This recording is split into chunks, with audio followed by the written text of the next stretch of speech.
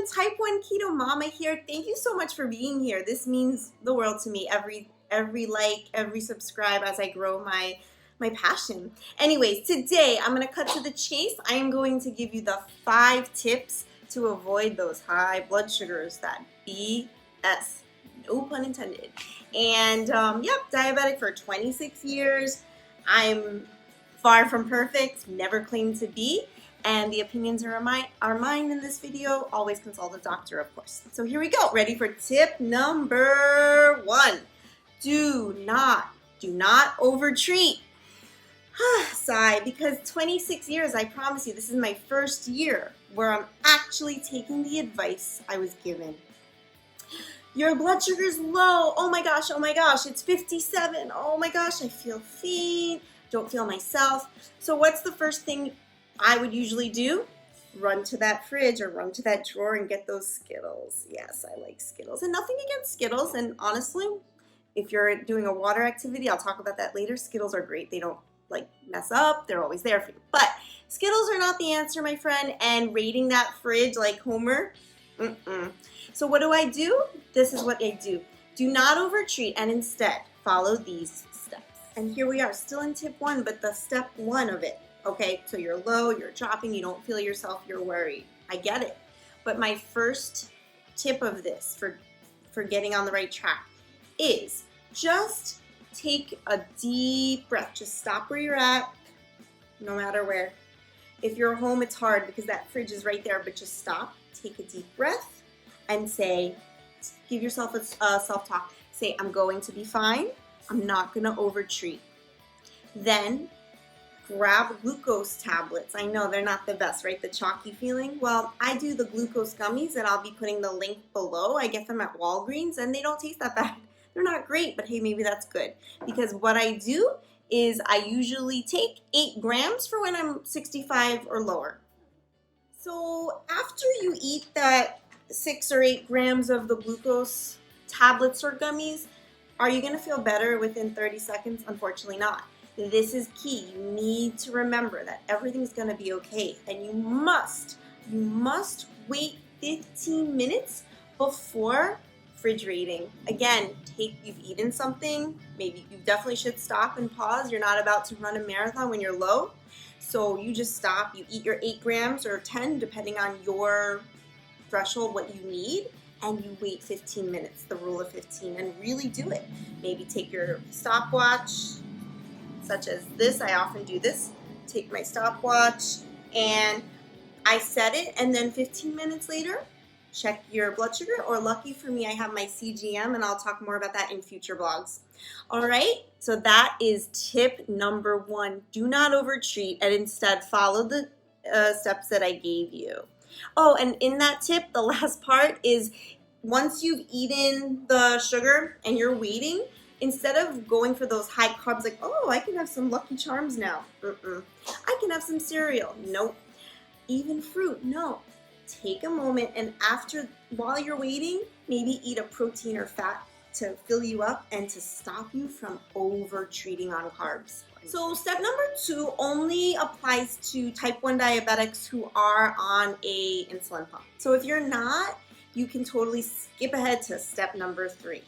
But step number 2 is to adjust the basal rates for your pump when you are being less active. So for instance, I'm Type 1 Keto Mama. I'm also a school teacher. So my Monday through Friday regular routine is at 6:45 a.m. I am up and at it, moving, getting myself ready, and I walk to work. Or even if I take the subway, I'm still walking to work fast, trying to not be late, and also getting a couple of blocks in there. So I'm on the move. I'm not just slouched on my couch.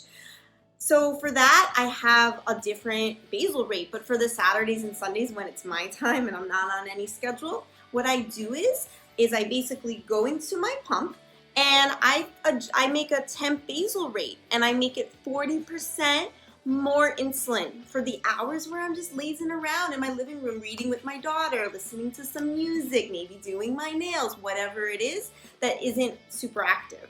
And this has been really helpful. So if you are a pump user, look into adjusting your basal rates, and don't be intimidated by the jargon. I'm not a scientist, I'm a school teacher. but even I've been able to have success with that, and I know you can as well. Step number 3, you might have been looking at this delicious coffee or not, which I must say is super delicious due to this birthday cake keto protein powder, which I'll talk about a little later, and I'll add the link below if you're interested. It's super keto and low carb and tastes like magic. But anyway, step number 3 has to do exactly with coffee. If you're a coffee addict, whatever, like me, nothing wrong with coffee. In fact, don't let me get off tangent, but I think coffee is very good for people. Not too much, but whatever. Like, it keeps your mind active. There's been studies that it's just fine. But the problem is for type 1s, as you know, I used to load it with milk. Just a lot of milk. I use like Splenda or Truvia, right?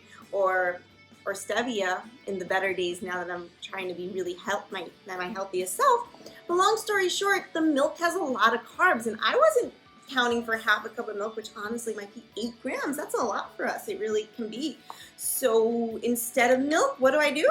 Well, now I'm really excited to have this substitute. 1 scoop is only 2 grams of carbohydrate, and the scoop is very hefty. So I only used about a third of a scoop for this, and it tastes really nice. And I did put a drop of heavy cream. Heavy cream, you might be like, oh my gosh, fat. Well, you're at the right channel if you're interested in keto and type 1, because heavy cream has virtually very, very few carbs. And I do account for it in Carb Manager, but it's a great substitute.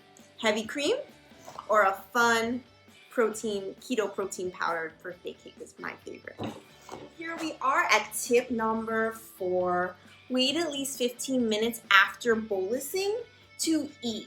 Okay, and this is where it's tricky, because if you're like me, I'm a Virgo. I've mentioned that in another video, and I totally think my sign is accurate for me.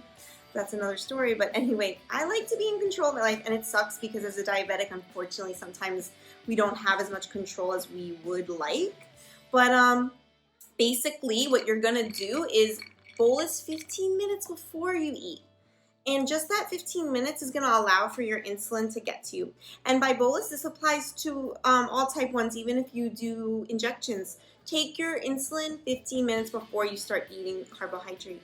And again, the lower the carb, the better it's going to be for you. And I'm just looking at my notes here. And then by the time you take that first bite of delicious food at the restaurant with the fancy napkins, your glass of wine, you know, your body's now ready for that first bite. So try this. I promise you it'll help. Step number 5, my last step for this video, and I promise this is so exciting for me to share my passion and my successes with you. This is something I started to do this year as well. And step number 5 is be active during times when you see that your blood sugars trend up. That annoying up arrow, if you're a CGM user, I'm on the Dexcom G6, but there's a million excellent ones out there. And it's like not a great feeling to see when your blood sugars are going up and you don't know why. It's not like you ate a donut. It's just not fair. But guess what? We're not going to be emo. Being emo didn't get me anywhere. Except maybe some good emo bands, but no. What you're gonna do instead is look at your patterns, be your own doctor, stop making other people think for yourself. Is my opinion gonna help you? Like, I used to just say whatever the doctor said, whatever the Diabetic Association says. Oh, I can eat 40 grams of carb every meal. Yeah, I'll do that. Didn't work for me. I won't go on a long rant right now. I'll keep it simple and say try to be active when you notice your blood sugars are trending high. For me, and I've actually in my Instagram community, which I love to connect with other type 1s trying to be their best self and also have a good life, a lot of other people have mentioned that morning time can be difficult. So what I do is I try to walk to work each morning, and I do avoid carbs in the morning. I have a hard-boiled egg or 2, maybe a Protein Quest bar, but I'm not eating what I used to eat. Even oatmeal, regular oatmeal, doesn't help me in the morning. However, I did just buy a keto oatmeal, and I'll be trying that out and letting you guys know. So there you have it. Those are my 5 tips to avoiding those high blood sugars, all that BS, and staying happy, energized, and ready for summer 2019. If you like this video, please subscribe or hit like. It really means a lot to me as I grow my channel and keep tracking the successes with others like me.